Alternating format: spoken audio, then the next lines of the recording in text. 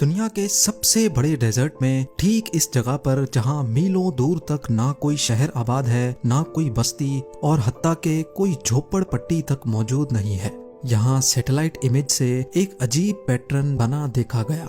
Exactly 45 metres का diameter, बाहर की साइड पे 12 डॉट्स और ठीक सेंटर में एक डॉट देखा जा सकता है।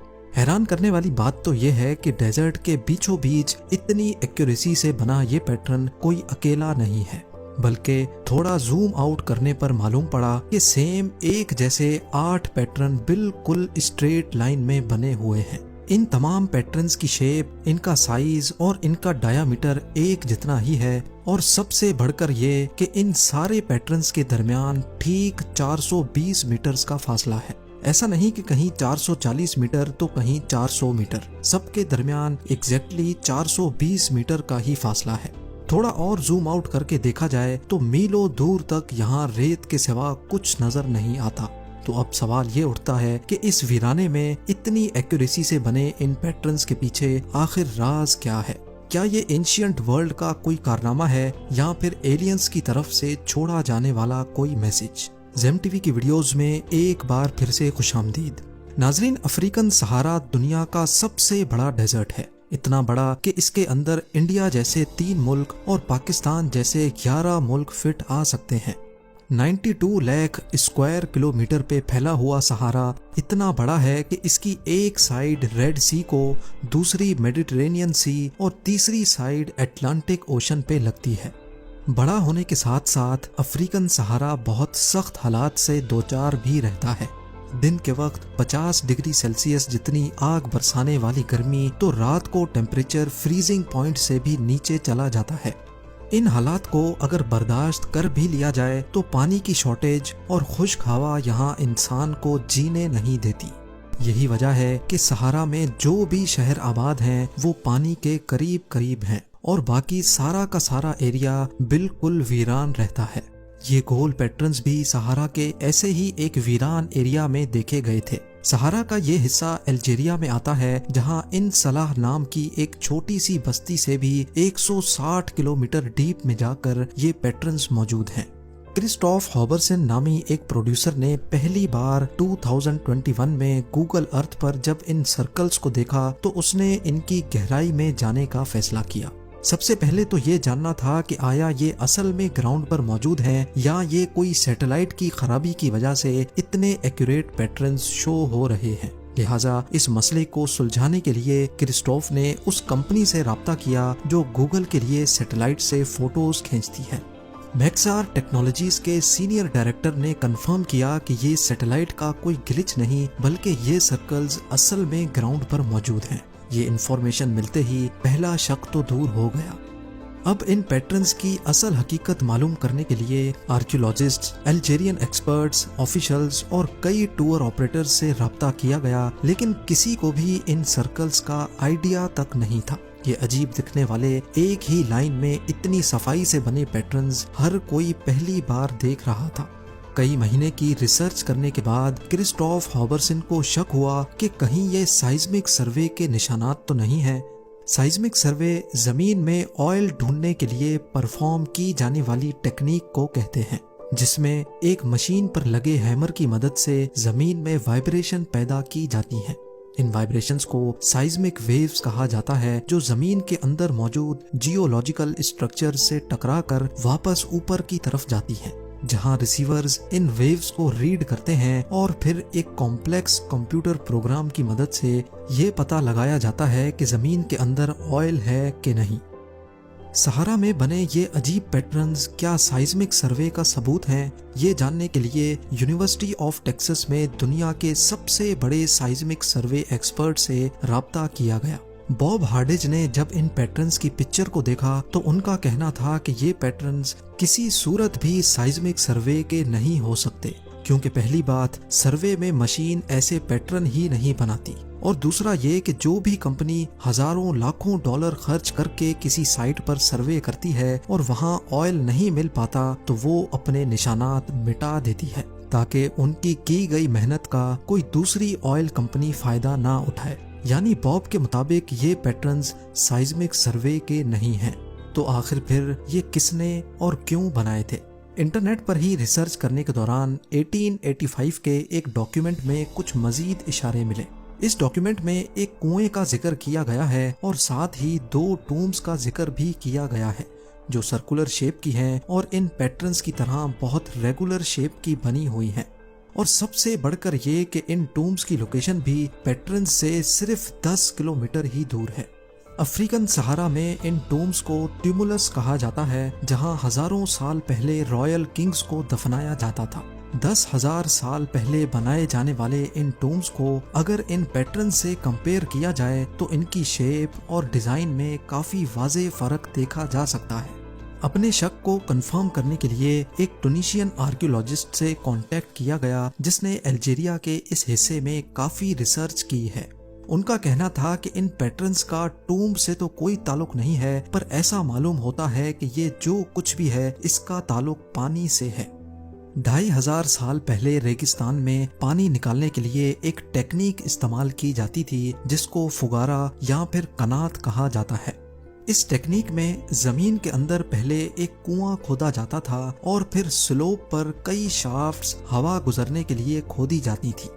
फिर स्लोप के बॉटम से कुएं तक एक और शाफ्ट खोदी जाती थी जिसमें से पानी होता हुआ ठीक यहाँ से आकर निकलता था। इस टेक्निक की मदद से बिना किसी मेहनत के खुद ब खुद पानी जमीन से निकाला जाता था, जो रेगिस्तान में खेती बाड़ी करने और जानवरों के लिए बहुत काम आता था। पहले तो ये समझा गया कि ये पैटर्न्स भी शायद कनात या फिर फुगारा हैं, लेकिन थोड़ी रिसर्च के बाद ही मालूम पड़ा कि रेगिस्तान में जहाँ कनातें पहले से मौजूद हैं उनके आखिर में कोई न कोई आबादी होती है। आबादी नहीं तो हरियाली जरूर होती है, लेकिन इन पैटर्न्स के आखिर में क्या इनसे 160 किलोमीटर दूर तक ना कोई आबादी है और ना ही कोई हरियाली। कई महीनों की रिसर्च के बाद अभी तक इन पैटर्न्स का कोई ठोस सुराग ना मिल सका था। इतने में satellite imaging company Maxar technologies ने इन सर्कल्स की क्लियर और फ्रेश पिक्चर लेकर भेजी और इस नई पिक्चर में आखिरकार एक इशारा मिल ही गया। पैटर्न्स के आसपास गाड़ियों के टायर मार्क्स वाज़ेह तौर पे नजर आ रहे थे, यानी इसका मतलब ये था कि ये काम जिसने भी किया है वो यहाँ गाड़ियों में आया करते थे, और गाड़ियों का मतलब है कि ये चीज ज्यादा पुरानी भी नहीं है।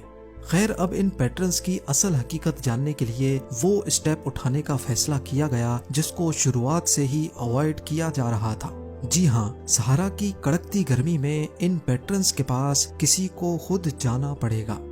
अल्जीरिया से ताल्लुक रखने वाले एक वीडियो जर्नलिस्ट ने ये काम अपने सर ले लिया, और क्योंकि ये एक इंतहाई मुश्किल एडवेंचर था इसीलिए कई महीनों पहले से इसकी तैयारी शुरू कर दी गई।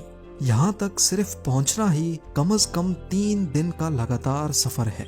कैमरा, कैंपिंग, कुकिंग और मेडिकल इक्विपमेंट के साथ साथ पानी के केन्स और एक्स्ट्रा फ्यूल अरेंज करके सफर का आगाज किया गया।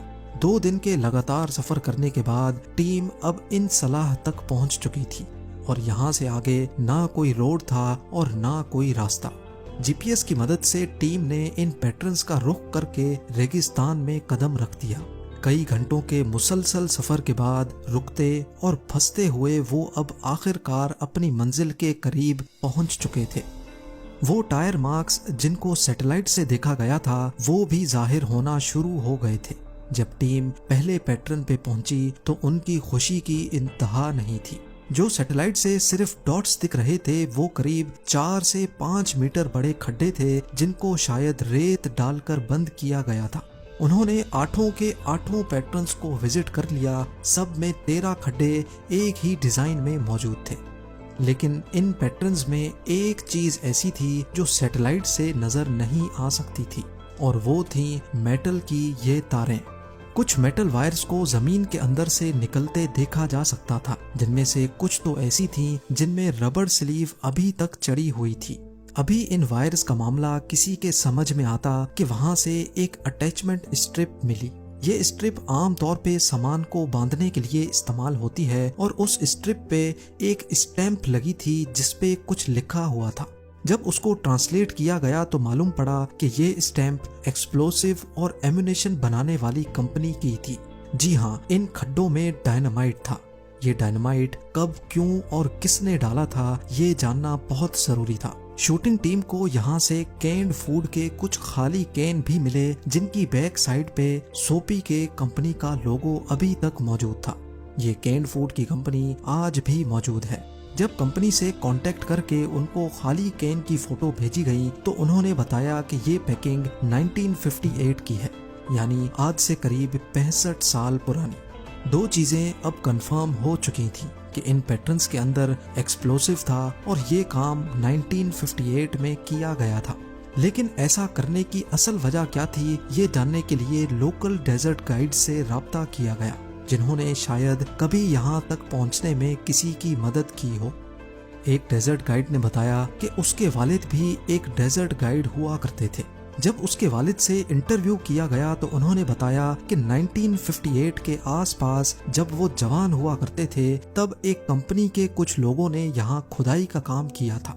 वो अपनी गाड़ियों में आए थे और कई महीने यहाँ रहने के बाद वापस चले गए। इस गाइड को उस कंपनी का नाम सही से याद नहीं था, पर जहन पर जोर डालने के बाद उनको आखिरकार याद आ ही गया। क्रेप्स ये एक फ्रेंच कंपनी थी जिसको 1950 से लेकर 1960 तक सहारा के इस हिस्से में ऑयल ढूंढने का कॉन्ट्रैक्ट दिया गया था। इस आखिरी इंफॉर्मेशन मिलने के बाद सारी हकीकत खुलकर सामने आ गई। ये एक तरह का साइज्मिक सर्वे ही था, लेकिन उस दौर में मशीनरी तो हुआ नहीं करती थी। इसी वजह से साइज्मिक सर्वे के लिए डायनामाइट्स लगाए जाते थे। ये खड्डे डायनामाइट फटने की वजह से ही बने थे, जिनको हवाओं और तूफान से उड़ने वाली रेत ने कवर कर दिया है और वो अब इस तरह दिखते हैं। मेटल वायर्स को डेटोनेटर के साथ कनेक्ट करके जमीन के नीचे एक्सप्लोसिव को फाड़ा जाता था, जिससे साइज्मिक वेव्स पैदा होती थी। ठीक वैसे ही जैसे आज की मॉडर्न मशीनरी वाइब्रेशन करके वेव्स पैदा करती है।